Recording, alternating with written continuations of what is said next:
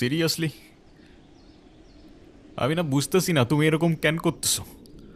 আচ্ছা তুমি আমাকে বলো, বিএসসির জন্য আমার কানাডাতে স্কলারশিপ সহ সব কিছু রেডি ছিল। তুমি বললে এখন গেলে নাকি আমি তোমাকে হারাবো, তোমাকে অন্য কোনো ছেলের সাথে বিয়ে দিয়ে দিবে। ওকে ফাইন, আমি সব কিছু ক্যান্সেল করলাম। তারপর তুমি বললা তোমার বাবা বলছে যে বেকার কোনো ছেলের সাথে বিয়ে দিবে না। আমি সব কিছু ছেড়ে আমার বাবার বিজনেসে বসা শুরু করলাম, যেটাই আমার এতটুকু ইন্টারেস্ট ছিল না। আমি আমার সব ইচ্ছা ছেড়ে তোমার জন্য পারফেক্ট হওয়ার চেষ্টা করলাম। তারপর কিসের কমতি থেকে গেল যে তুমি আজকে এঙ্গেজমেন্ট রিংটা ফেরত দিয়ে দিচ্ছ? আরে আমাকে কারণটা তো বলো অ্যাটলিস্ট।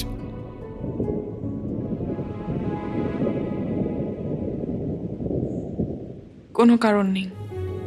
আমার মনে হচ্ছে না আমাদের একসাথে থাকাটা possible. That's it. That's it? Seriously তোমার মনে হচ্ছে না আমাদের একসাথে থাকাটা আর পসিবল? What about me? আমার কি মনে হচ্ছে সেটার কোনো ভ্যালু নাই? আমার সাইডটা কে দেখবে রুহি? দেখো, এত কথা বাড়ানোর কোনো মানে নেই। অযথা সময় নষ্ট করো না। সময় তো তুমি আমার নষ্ট করছো। এরকমটাই করার হইলে আমার লাইফটা কেন নষ্ট করলা? ভেঙে ফেলার হইলে সব আগেই ভেঙে ফেলতা, নাকি হুট করে এখন বেটার কাউকে পেয়ে গেছো? তোমার যা ভাবার তুমি তাই ভাবতে পারো, আমার কোনো প্রবলেম নেই। আরে প্রবলেম তোমার থাকবে কেন? প্রবলেম তো তোমার ক্যারেক্টারে। আর আমার লাকের প্রবলেম যে তোমার মতো একটা মেয়েকে ভালোবাসছি।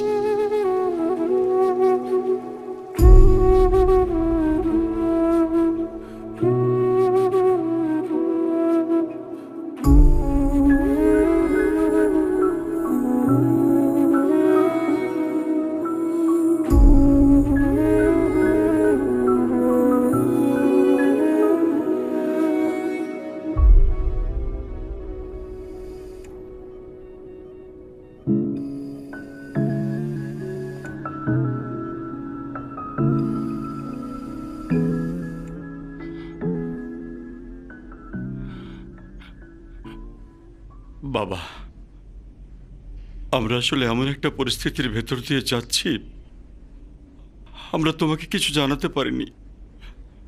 তুমি কিছু মনে করো না। আরে না আঙ্কেল, আপনি এভাবে কেন বলছেন? রুহি আসলে আমাদের কিছু বলতে দেয়নি। এনগেজমেন্টের কিছুদিন পর আমরা জানতে পারি ওর লাং ক্যান্সার। ডক্টর, আপনারা একজনের বেশি ভিতরে না যাওয়াটাই বেটার। ওর এখন কি অবস্থা? এখন ঘুমাচ্ছে। ফারুক সাহেব, আপনি একটু এদিকে আসুন।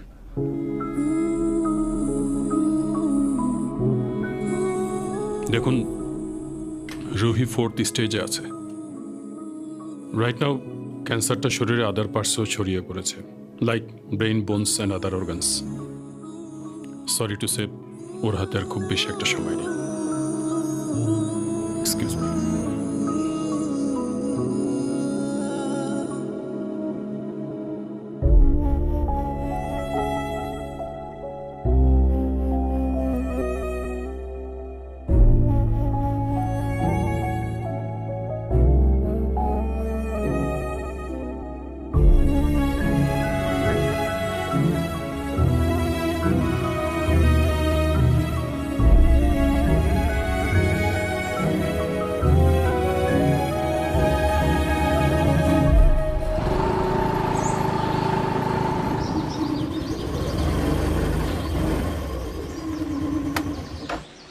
বাই।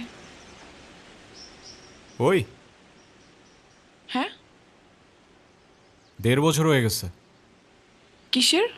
প্রতিদিন তোমার এখান থেকে ভার্সিটিতে নিয়ে যাই, আবার এনে ড্রপ করি। হ্যাঁ তো। আমি কি রাইড শেয়ার করি?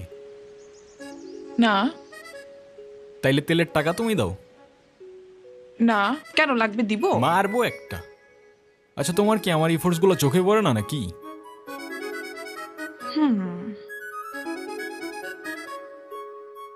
তুমি কি বাই এনি চান্স আমাকে প্রপোজ করতেছো? হুম? I guess yes. দম নাই। এভাবে কেউ প্রপোজ করে?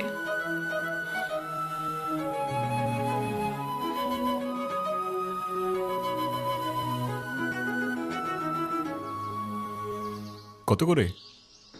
টাকা। আচ্ছা না,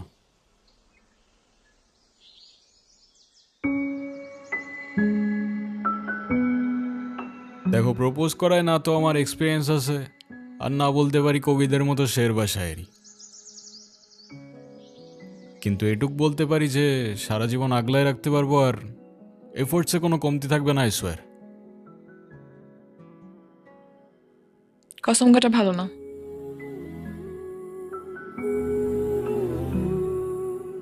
কাঠগোলাপ আমার পছন্দ, তাই নিচ্ছি। আর তোমার ব্যাপারটা আমি ভেবে দেখবো। By. I'll take that as a yes.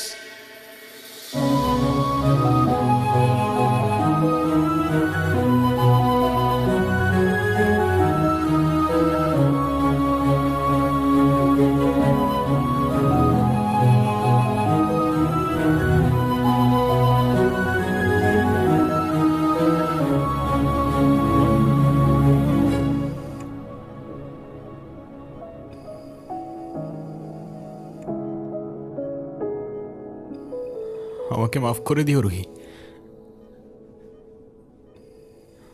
আমি না বুঝেই তোমাকে অনেক কথা বলে ফেলছি। তুমি আমাকে একটাবার বলতা, এতদিনেও কি তুমি আমাকে এতটুকু চিনতে পারলা না? একটাবার বললে কি আমি তোমাকে ছেড়ে চলে যেতাম?